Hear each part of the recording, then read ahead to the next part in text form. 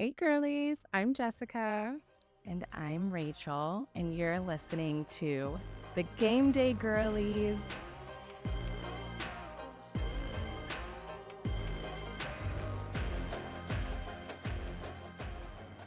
Welcome back, girlies, to another week of the Game Day Girlies. Rachel, how are we doing today? Oh my gosh, my blood pressure is low, and I'm feeling better. I'm feeling better than I have the past few weeks. So The tide was Lord good Jesus. to you this week. The tide was good to you. We have a bye this week. I'm smooth sailing. I know, that's what I was, literally chill all day yesterday. I was like, I can just leisurely watch. Yes, jealous I am, but that's okay. That's okay. You're gonna get yours this week. No, for real. Well, let us go ahead and get straight into the recap, starting with Notre Dame versus Navy. Navy came into this undefeated. Notre Dame showed them what it is all about, and they handed them a nice, fine butt whooping, 51-14. Yeah. Yeah. This was sad. I was sad for our service academy too. members. And did you see that there was one of the girls she was in the stands asleep But I would during the game. Honestly, this was so I was obviously watching this with my dad, and it was just I was just bored. I was like, oh my God, this is poor Navy. Can't even get it together. They were throwing interceptions. 6 interceptions. 6. Yeah, I would have fallen asleep too as a fan. Actually, I would have left and gone back to my bed and went to sleep. Yes, because now you're on SportsCenter, sis. Crazy. Yeah. Crazy. Next game, Washington versus Indiana. And, I did talk a lot of smack about ESPN Gameday last week being in Indiana. And I was pleasantly surprised, I must say. I did learn a lot. I did not realize, I guess I did know this, but I didn't really put the 2 and 2 together, that Lee Corso was the coach at Indiana. And so it was so nice that they did all the things, and that was really cute. But yes, Indiana did their thing against Washington 17-31 and had a great little, a revitalization of football. Indiana, I love to see it. Yeah, I thought it was really sweet seeing Lee up there and just repping. So loved that for him. Yeah. Our next game was Illinois versus Oregon, and I just was hoping this was going to be a better matchup and that Illinois was going to shock the world. They did not. They lost 9-38. Oregon is continuing to be a championship caliber team, and they look really, really good. They do. Can't complain. Now I'm like, was Miss Avis right about Dylan Gabriel? No, for real. She said that last week, and I was like, but you're onto something, Mommy. No, you're onto literally. I was like, what did I miss? And Miss Avis was like, girl, everything. She put us on game. She really did. This is why we need the mommies. Okay, our next game, Missouri at Alabama. Thank God we finally got it together, even though it was against a very hurt Missouri team because they are plagued with injuries. But at the end of the day, we needed a shutout win. We needed something in order to boost the morale of whatever, because this was a mess. So 34-0, tied on top. Thank you, Jesus. We got through this. That's all I can say. Yeah.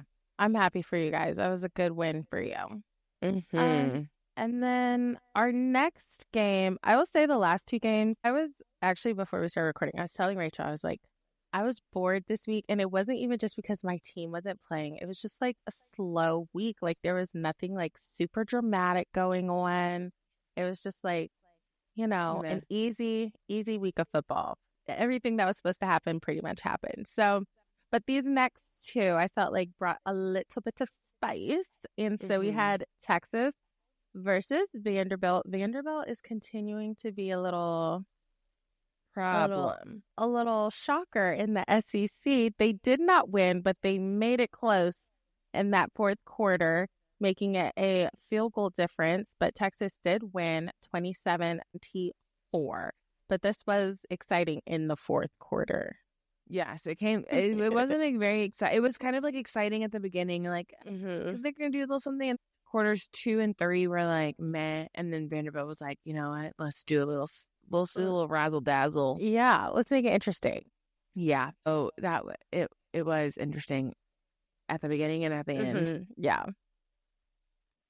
This next game was very interesting at the end because, to be completely honest, at halftime I fell asleep because I was like, this is over. LSU at Texas A&M. Texas A&M came back in the second half to win 38-23, and they had a quarterback change kind of mid-game, which obviously made all the difference because they really couldn't get it together. So this was a good game. I'm very sad for LSU because now that means that Texas A&M is number 1 in the SEC. They're the only unbeaten team. This is kind of honestly, it feels insane to me that this is real life. But here we are.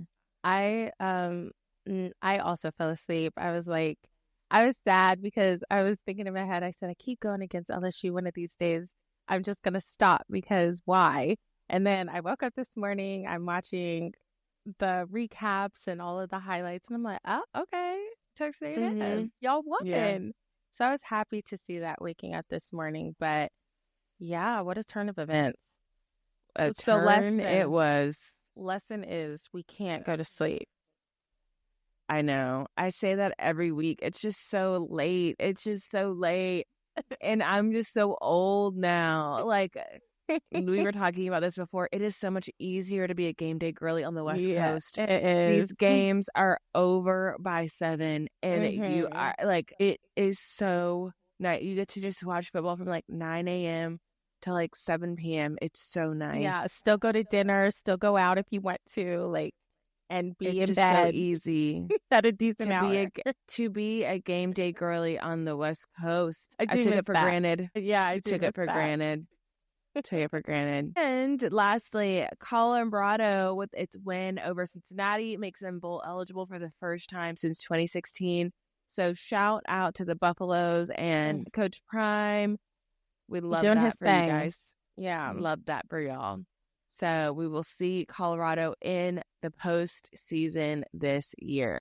Yeah, I'm really happy for them. You know, all the hoopla, all the press and everything. He is making some changes in Colorado, so I'm excited to see them in the postseason. And the season's not over, so they could potentially be playing for a conference championship. Let's not count them out yet. There.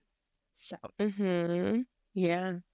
But yeah, that is our recap. Like, it was a slow week. Our news is also slow this week. Yeah, it is. It's not very noteworthy, but it's news. I told Rachel, I was like, the drama last season was so much. We need more drama.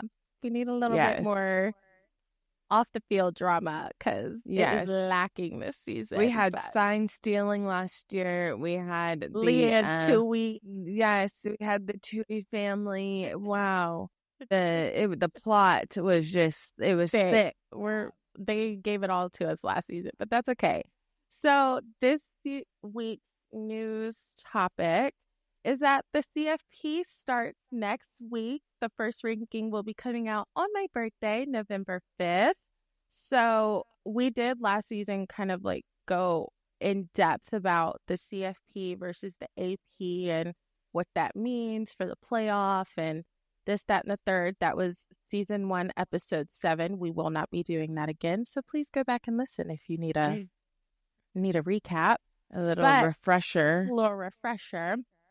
But this is just our reminder that this week will be the last week of AP polls, and that coming next week, AP polls, they'll be there for funsies, but we will be posting the CFP, and that is what matters in the playoff conversation. So that will be happening next week, and AP polls this week will be our last one. So that will be our last Monday rank post. So starting next week, all ranks will be coming out on Tuesday on our socials, not Monday.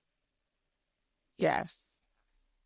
I just can't believe that we're at this point in the season. I know. I feel like it flew by, but like I'm also excited because football is getting extended this year.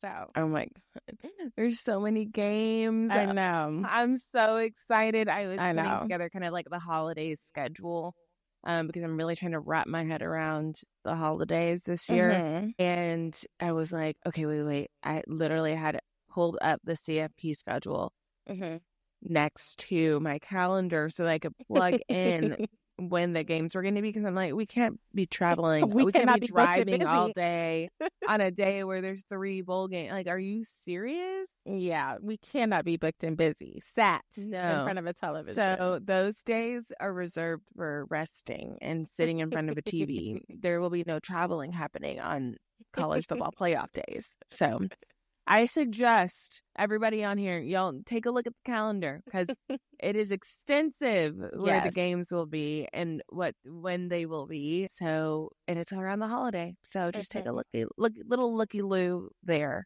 Yeah. But December 20th is the day that it all kicks off this year. So excited. Woo! I'm ready. I'm ready. Alrighty. So as we move on, are going into predictions for next week. So just a recap of how we did last week. Rachel, you and I both went 4-2, making your overall 35-9 and mine 24-13. But the real winner this week was Miss Kimberly. Girl, you went 5-1. She did her thing. I feel like she would have been undefeated, though, had she not listened to my mom about Notre Dame. I feel like she would have picked Notre Dame originally. She did. She said, I'm taking it from somebody that was there. The insider information. Like, go ahead, girl. And then we had my mom. It's okay because she's like me in that we like to root for the underdogs here at the Bush House. She went 2-4, but you know what? She gave us the insight on Dylan Gabriel, and for that we are forever thankful. Yes, she's a winner in my book. A winner. So that was our recap from last week, and it was so fun to have them on, and we hope you guys enjoyed them. Our games, because we enjoy them. Yes, our moms love y'all. So our first game this week, I get to be on Heart Attack Alert. It will be Louisville versus my Clemson Tigers. Hopefully they are well rested and ready to take on this night game. This time to stay up because they're a night game this week. But obviously I am picking Clemson. Obviously. I am also going to pick Clemson here. Though it is a night game, and I know that night games are a thing for y'all, I think that you'll overcome. I think you've done all the losing in the regular season that you're going to do. Lord, I hope and pray. And pray. Yes, I'm picking you guys to win. Okay. All right. Our kind of game of the week is up next. We have number 4, Ohio State at number 3, Penn State. ESPN Gameday will be at Penn State for this game, and we have a top 5 matchup. I don't know why this is a top 5 matchup. This is neither of these teams have played anyway. Literally. I feel like everyone is just. We're not going to get into this. I just think that these two teams are overrated.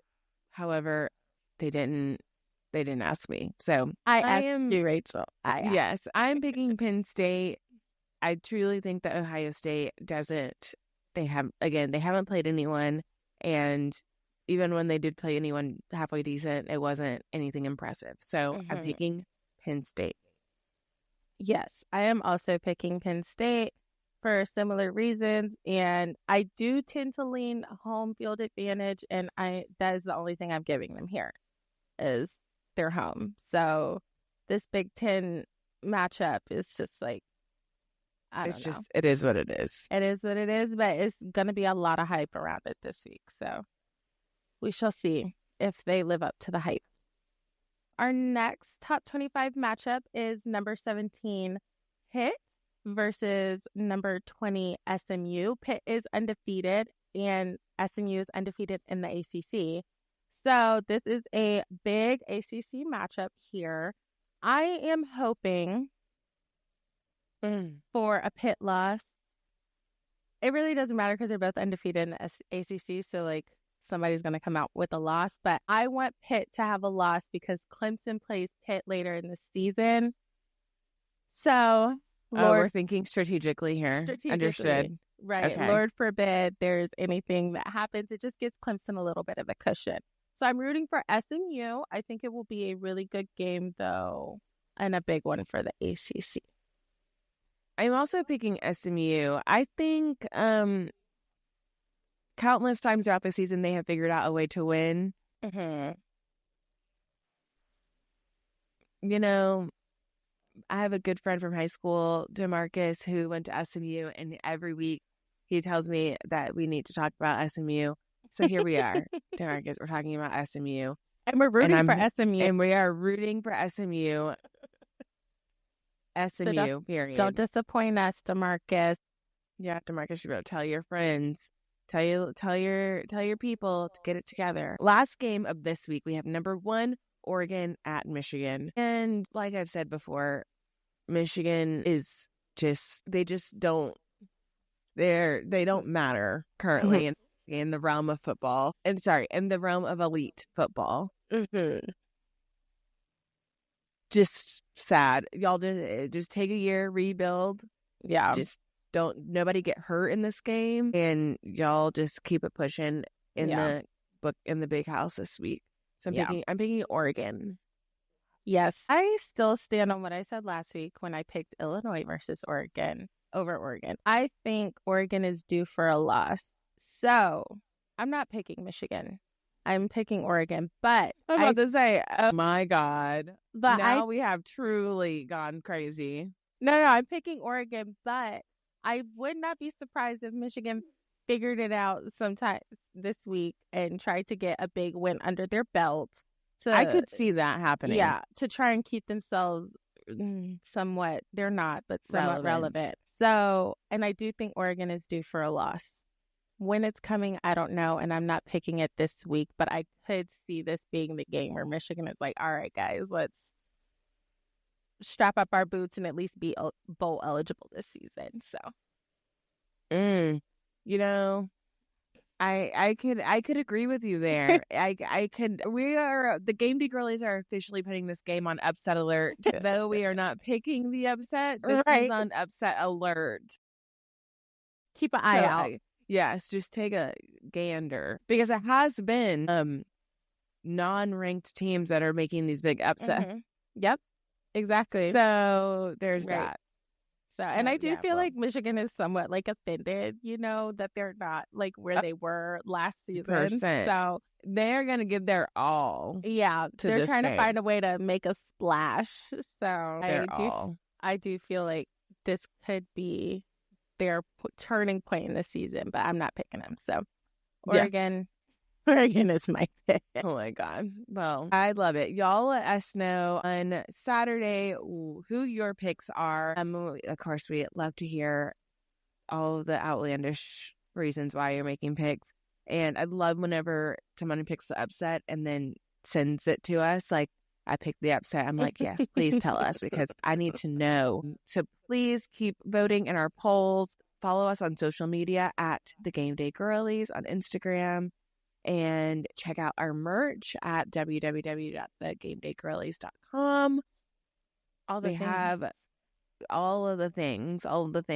We are really getting into crunch time here, because November is where champions are made. Conference champions are made. Mm-hmm. And we're right there with it. We hope that you guys have a fun and safe and spooky Halloween, and hopefully your team doesn't do anything spooky and comes out on top. Yes, please. Yes, no spooky. I beg thee. She's talking to you, Clemson. All right, Game Day girlies. Well, have a great week, and we will see you next time. Okay, bye, Game Day girlies.